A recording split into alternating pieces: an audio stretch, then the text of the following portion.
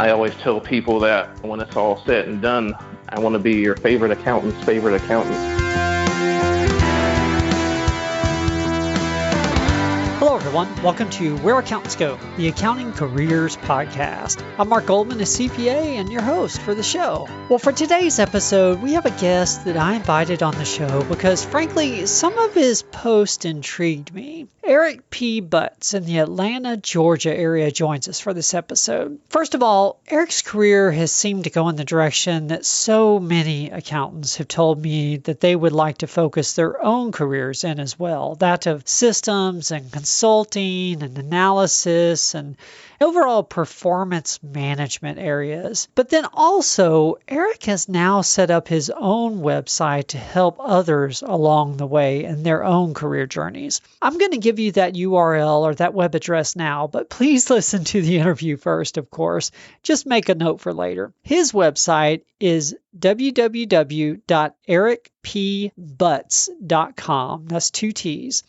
If you have an interest in taking your own career in a similar direction as Eric's, I think you're going to find some really useful insights into what Eric has out there online. If you do also enjoy this episode and you learn something from it that's unique, please share it out on social media. We love it when we gain new listeners, and of course, it helps others learn a little something along the way as well. I know it takes a little extra effort, but if you can spare just an extra minute or two to help others find us, I'd really appreciate it. And thank you so much to those that have done exactly that. We've seen an increase in the last few months, and that is so nice to see. Thank you so much. Well, with that, let's go ahead and get started with today's interview. Here's Eric P. Butts in Atlanta, Georgia.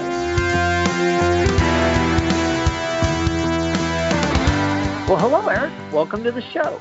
Hey, Mark, glad to be here. Wonderful. Well, for the audience, we have Eric P. Butts on the show with us today, and Eric is a CPA, but what caught my attention online and actually caused me to invite him on the show was a blog entry that he wrote regarding careers.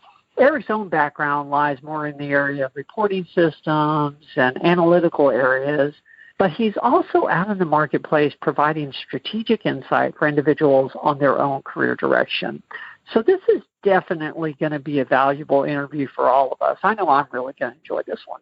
Eric, before we get into the present day, it's important for the audience to understand exactly where you came from and how you got to where you are today. So let's start at the beginning. What led you to decide to consider accounting as a possible career choice in the first place? Thanks, Mark. So back in my junior year in high school, I was in this program. It was called Lead Summer Program in Business. I spent 4 weeks at the University of Michigan in Ann Arbor, so great college town. And I met one of the partners at Deloitte, and I was looking at this person and thinking, this is a way I will be able to support myself. I'll never have to worry about needing money again. And from then on, I knew I just wanted to be an accountant. Wow, that's quite an impression. Yeah, she described her career path. She was 5 years as senior manager or director and went to partner. But the thing that really caught my attention is that it didn't require additional school, at least not at that time, before the 150 hours. And so once she graduated from college, she was able to make it on her own, and that's something that was really a top priority for me. Okay. And you said junior in high school, right? Yeah, junior in high school. Okay. Wow, very early. So did you start immediately as an accounting major and just go straight through school? Or because I think I saw a little different degree. I'm not sure. What was your, school process like? Yeah, so I went to a small liberal arts school called Claremont McKenna College. It's in Southern California. It's part of a 5-school consortium, but my school itself was about 1,000 people. And I tell you that basically to say that the majors were a little weird for accounting people. So my major was technically econ accounting. So it wasn't a standalone accounting program. It was a subset of the econ department. It was more of an accounting concentration. So I did that along with mathematics. So that was my undergrad degree. Oh, okay. I mean, we've had a few other guests on the show that went to smaller school or a school that didn't have an accounting major per se. And so the title is a little different, but basically the education ends up being the same. It's probably actually maybe even a little more varied, which is beneficial. Yeah, I think it is a little more varied because even like something like audit, I never took audit until after I graduated. So I think that was a big differentiator from some of the, like pure accounting programs. Okay. Okay. So how did you get your first professional job? I was looking, it looks like it may have been Pepsi, but I'm not sure if what I saw was complete. How did you get your first professional position? Yeah, so it was Pepsi, and I got the position through an internship, and I got the internship through a different program I was involved with called Inroads. It was inroads.org if you want to look it up.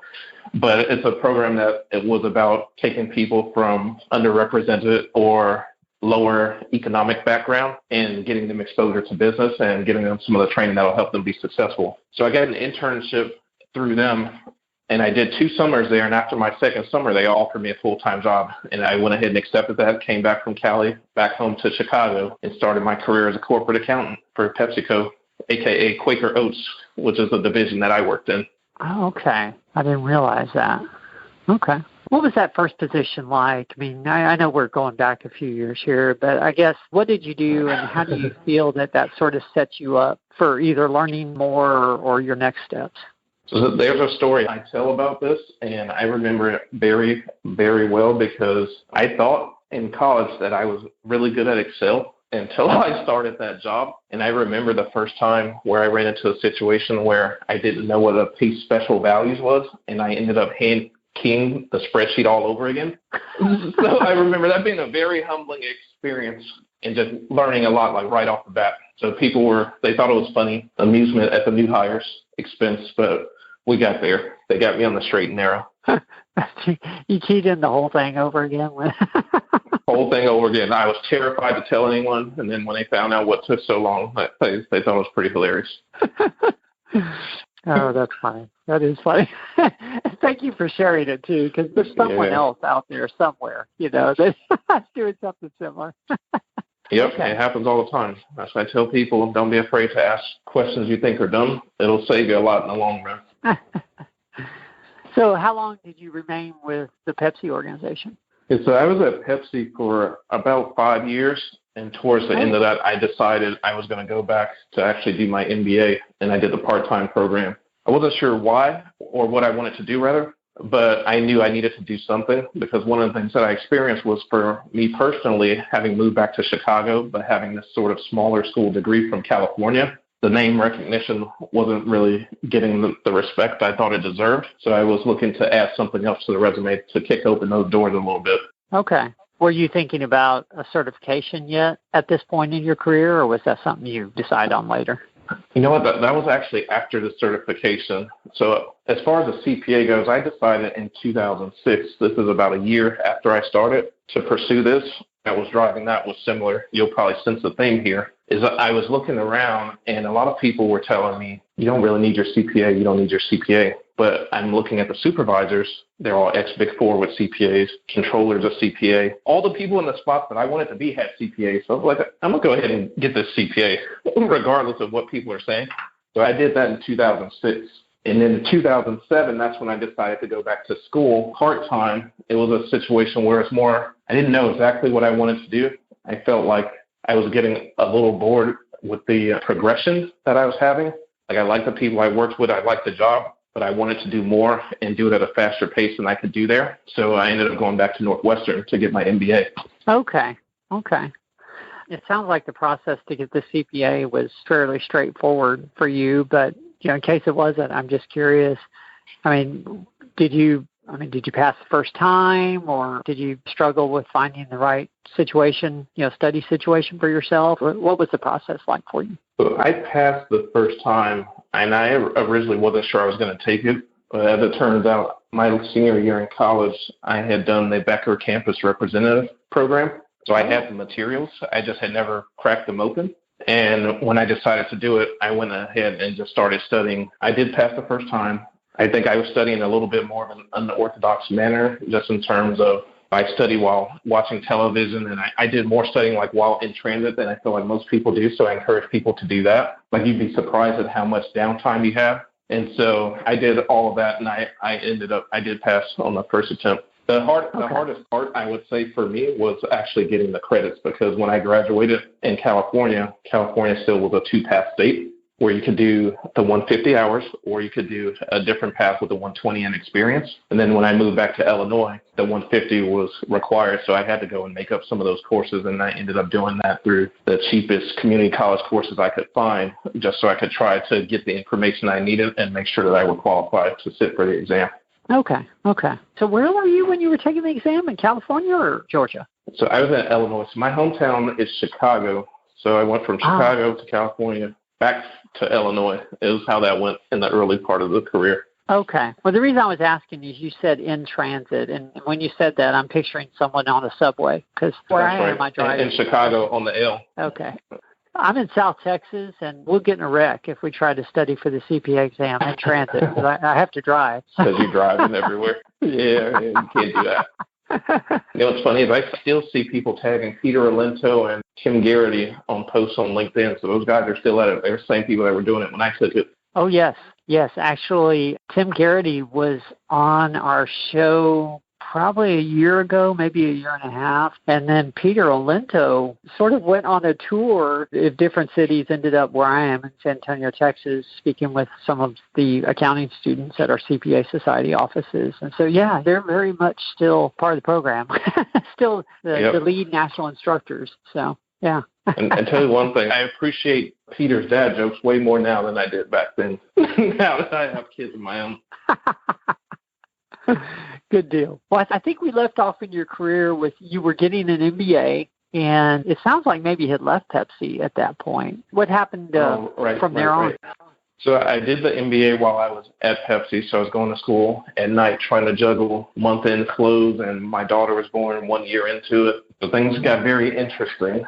And while I was at Northwestern, I had the opportunity, or consulting presented itself again. I had looked at it at undergrad, and I kind of ruled it out really because I don't like airplanes. I'm a little bit afraid of flying, even though I do it all the time. But at that point, I ruled it out. When I came back to it in MBA school, I was thinking, maybe I should consider it. I feel like it keeps you on your toes. There's enough variation, and I get more of that high impact that I was looking for. So while I was there, I ended up applying or pursuing kind of consulting opportunities, and I got an offer from Accenture, and that's where I ended up leaving after I graduated. Okay. And what did you do at Accenture? At Accenture, I was part of a group. It was called Finance and Performance Management at the time, and that's where I started getting more into the reporting design and things like that you were describing, and doing a lot more ERP system implementations, so GL implementations and tools like Oracle and PeopleSoft and SAP. Okay. Yeah, I'm curious about this because I could see several possible reasons that your career went this direction. I know a lot of accountants that would like to get out of the standard month-end close, general ledger, debits and credits kind of work and get into jobs that are more analytical, systems-oriented, that kind of thing. And your career went that direction really early. Right. I'm curious, do you think it goes back to your undergrad degree was a little different, or maybe you got certified fairly early, or the big company experience with PepsiCo? Is there anything you could put your finger on that this is why I ended up being able to go this direction, or is it sort of a mixture? Do you have any idea? So there's two ways I would probably answer it. So there's why on the skill set and being appealing to someone who's looking at you. And then there's a separate piece I would talk about as far as kind of the mindset. Sure, we talk about the mindset piece first. Like for me personally, I really love accounting, but I also get bored with things easily, which is a hard thing to balance. And so if you're in a position where you have to be an accountant in this role for 12 months before you get promoted, and then an accountant in this other role that's very similar but a different part of the P&L, my patience was very little for that. So when this opportunity presented itself to deal with accounting problems, but deal with more of them in a shorter span of time, that was right up my alley. So that's why I pursued more of this finance and accounting operations type of consulting. Is the best of both worlds for me. As far as how you make yourself appealing to someone who's looking to attract that kind of person, going back to Northwestern did help, but these days a lot of times it's looking for people with that accounting experience that can also demonstrate this knack for embracing the unknown and problem solving. So if you can put that kind of stuff on your resume and you're trying to make that change, that'll make you appealing. That being said, that won't get you out of these things like busy season. I always say for consulting, it's always busy season if you're on a project. So if you're good with ebbs and flows and some ambiguity, then consulting might be the right way to go for you. Okay. That's good advice. Thank you. That actually answers my question, plus the question of how to decide for yourself in your own career. 2 for 1. Yep. Beautiful. So how did the position at Accenture benefit you? What did you enjoy about it? What did you do exactly when you were with them? Was it 2.5 years? My very first project, it was, thinking back now, it was about 3 years, and I was actually living in Delaware at that time. So when I took the offer from Accenture, I was in Chicago, and then we moved east because we knew I would be traveling a lot, and my wife had some family out there. So I was based out of the Philadelphia office. But my first real project was a PeopleSoft implementation. I was the R2R lead, and so that job entailed helping them figure out what requirements they need to have in place and how to have a system that made what they do faster and easier. This was back when things like electronic journal approval workflow wasn't as prominent as it is now. So getting people off paper and more comfortable with doing things on the screen, that was a big part of what we did. Okay. It sounds like those projects lasted a long time. You couldn't have done too many in 3 years. No. That one, honestly, was a little bit of a grind. I was on that one for about 14 months, and it was a French-based company, so I was going to France actually once a month for a week with 2 small children and a wife at home. So it was tricky. Wow. Okay.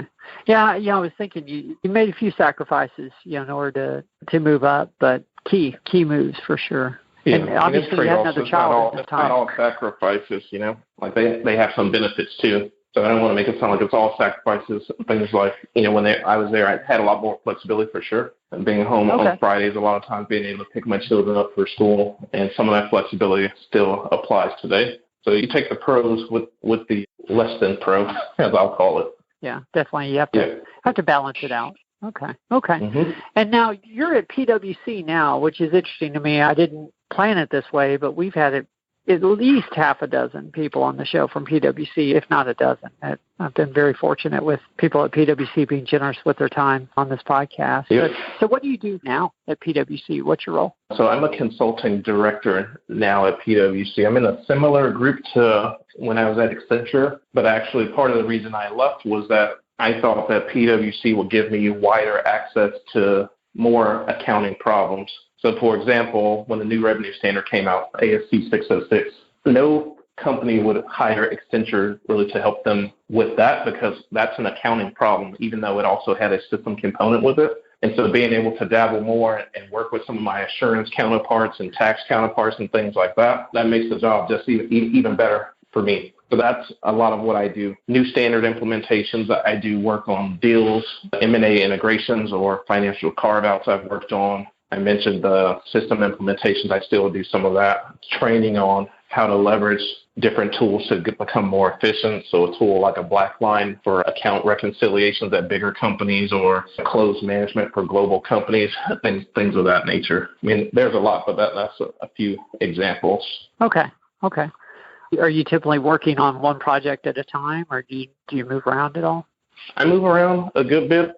Up until manager, you're probably doing one thing at a time. For me, I'm probably 2-3 things at a time. So right now, I have 2 active engagements and 2 active pursuits that I'm working. That's about normal, maybe more on the pursuit side. Okay. When you say pursuits, so you definitely at this level are responsible for locating new engagements. Business development is the term. That's right. Yeah, so it's a combo of locating and cultivating, I would say. Sometimes things get brought to you, and sometimes it might be something you observe somewhere else, and you get pulled in, and you have to kind of help flesh it out. But yeah, definitely have a sales target that we're driving towards. Okay.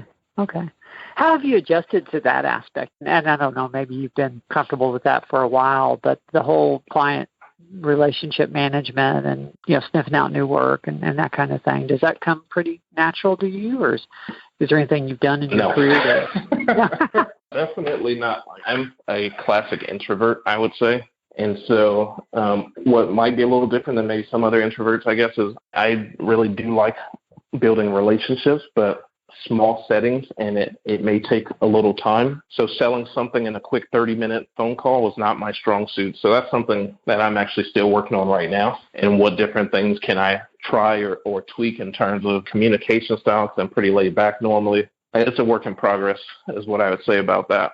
Definitely doesn't come to me naturally. Okay.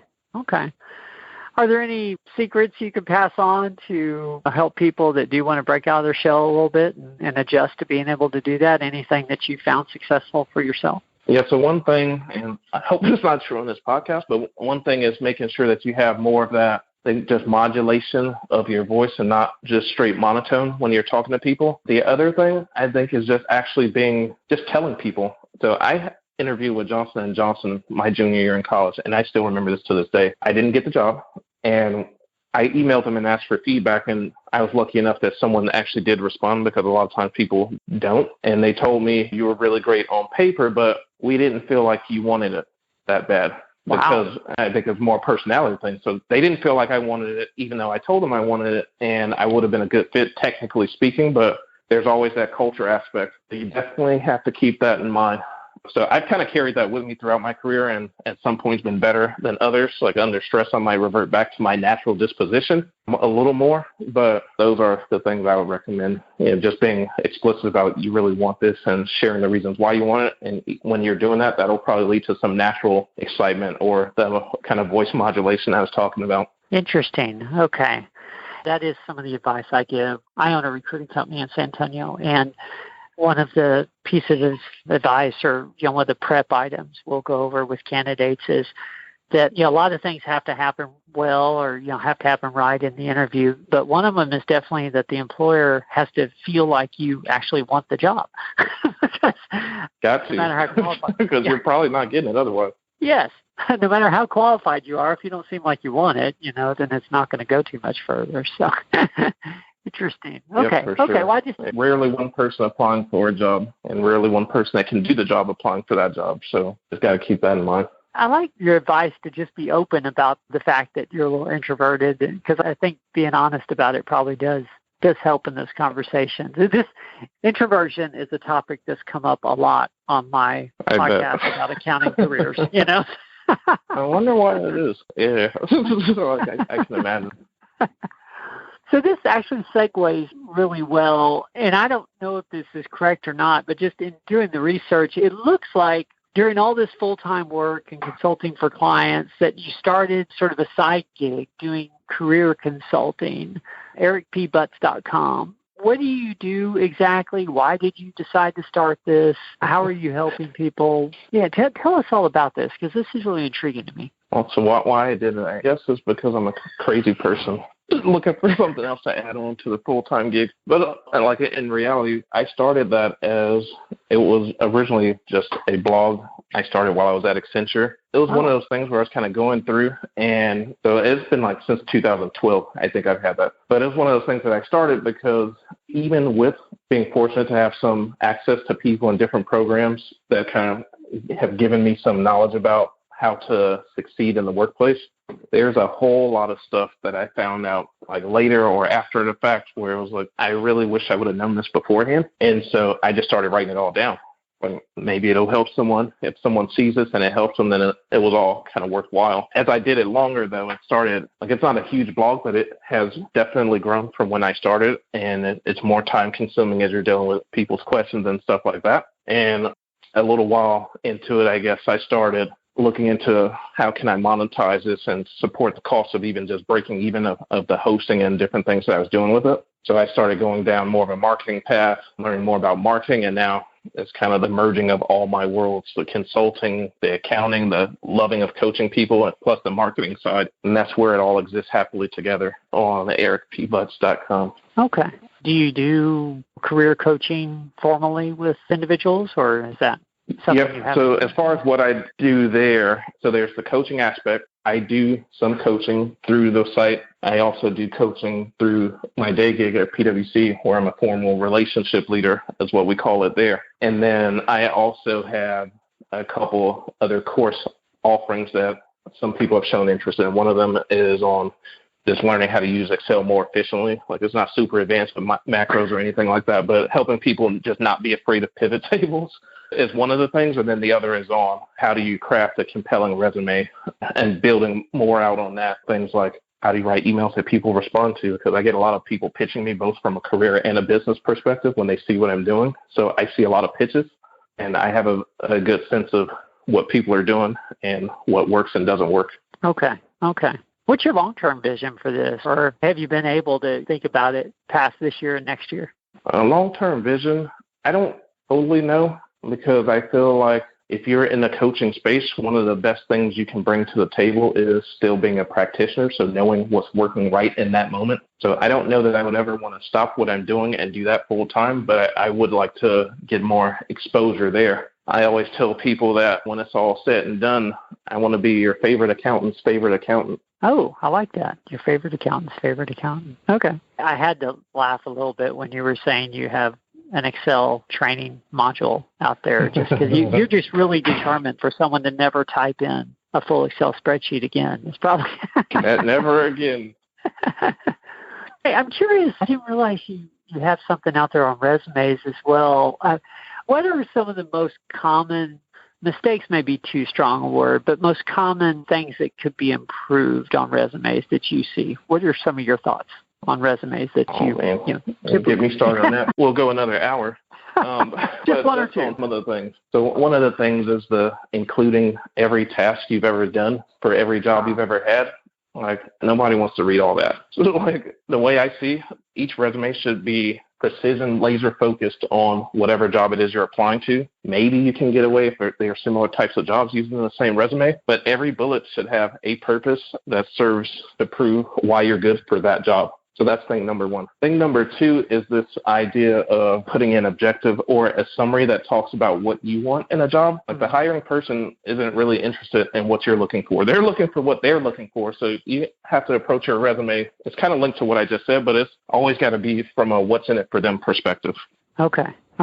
Thank you. Those are two golden pieces of advice. I'll tell you on the first one, I tell people that your resume is like valuable real estate. And like you said, each bullet has to have a purpose. If you read each line and you're not sure why it's on, or a line and you're not sure why it's on there, well, then you need to replace it or remove it. Yeah. Yep. Gotta go. Gotta go. I love that. Yep. Beautiful. A large part of our audience, not all, but a large part of our audience is made of what I call up-and-coming professionals. You're individuals maybe in their junior or senior year in college, but then also first 2 or 3 years in their careers as well. What do you feel someone at that level needs to know now about getting started and growing their career overall? Because yours has grown fast and you're helping others. So I'm curious, what message would you have for someone at that point in their career at this point? So one of my number one messages would be always make time to manage your career. Because what happens with a lot of people in these positions, we're high achievers, right? And we want to show that we're good at our job. But being good at your job isn't enough to progress. And if you don't prioritize managing career, then nobody will. So you'll see yourself getting looked over for promotions that you probably could have gotten because you were too busy making your deliverable look extra pretty. So always make time to manage your career. Beautiful. Okay. Is there anything, if you could go back in time and give yourself, your younger self, one piece of critical advice, is there anything that comes to mind that you would want to tell your younger self? I would probably say take more risks sooner. I think I might have even written about this a few years ago, and I think it still holds. Just being more calculated in the risks you take. So for me personally, part of me feels like maybe I should have tried more in the entrepreneurship space earlier, but now I have all these other things and family depending on me. It's more of a risk now that I am doing on the side instead of jumping all in. But understanding kind of what you want, understanding kind of the landscape and pros, cons, and just try stuff. Like, try it. If it doesn't work, you can do something different. Like, you're not married to anything. So that's what I would tell my younger self. Wonderful. Well, I end every podcast with the same 3 questions, and you're director of consulting, so time is money. I know we need to spend time in there. But better get to those. The first one is usually the easiest. From a career perspective, what's been your proudest moment? So this might sound kind of shallow, but I'm going to say it anyway. My proudest career moment was the day I got that offer from Accenture. The offer came in $30K above what I thought it would be, and I almost fainted when I heard it on the phone. And so all that work of going to school at night and having a baby in the middle of it, like, it really paid off, and that was a life-changing event for us. Wow. You should be a career consultant if you're definitely qualified. Wow. Okay. Yeah, good pick.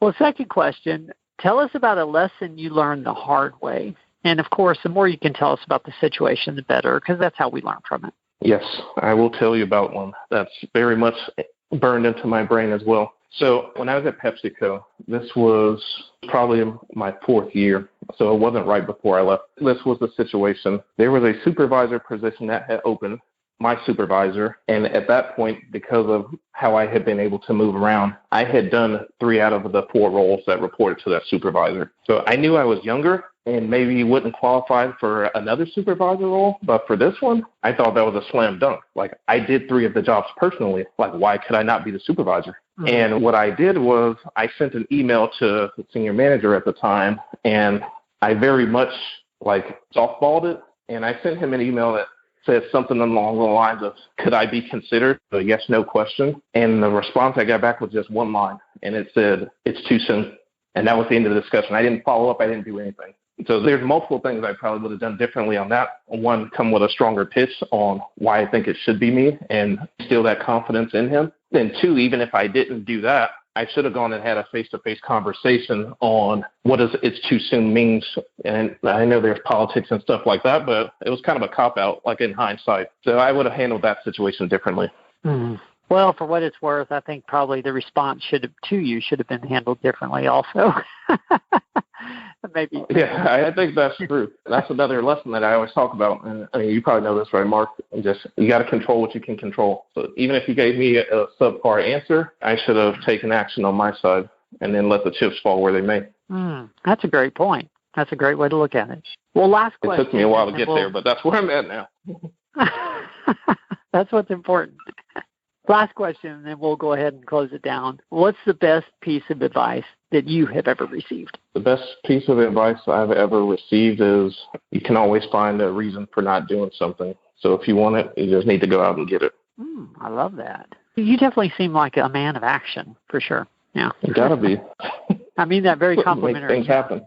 I appreciate that. Well, Eric, this has been really fun for me. I know the audience is going to get a lot out of it as well. If people want to find out more about you and your consulting or just in general, where would you point them to online? Yep, they can go check out ericpbutts.com/accountants. Put in your email address, and I will send you a gift just for your listeners. Oh, wow. Thank you. Okay.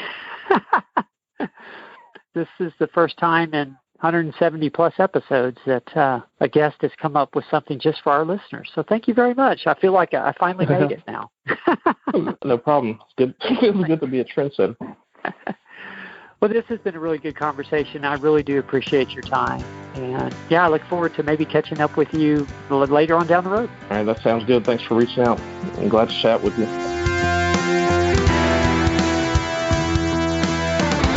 Well, that was my interview with Eric P. Butts, and I really enjoyed this one. This one was definitely a little unique. Some of the takeaways, or 2 of the takeaways, I guess, I had personally from this particular discussion were, number 1, just how intentional Eric has been about his career and how that's really paid off. Like I mentioned in the intro, his career, or the direction he's taken his career in, is something I hear desired by many accountants all the time. And he was very intentional about it, and it's worked out well for him. And then secondly, my second takeaway is I think it's really cool how he's paying it forward now. That's really neat to see when someone achieves some success and then decides to help others do the same. That's really cool. There was really a lot of truth in the insights that Eric shared with us today, and I think it's going to benefit a lot of people. If you personally found value in this episode for yourself, like I mentioned earlier, please make sure and leave us a rating in your podcast app. We really appreciate you taking the time to do so. Well, thank you again for joining us. I'm Mark Goldman, your host for Where Accountants Go, the Accounting Careers Podcast. We'll see y'all next week.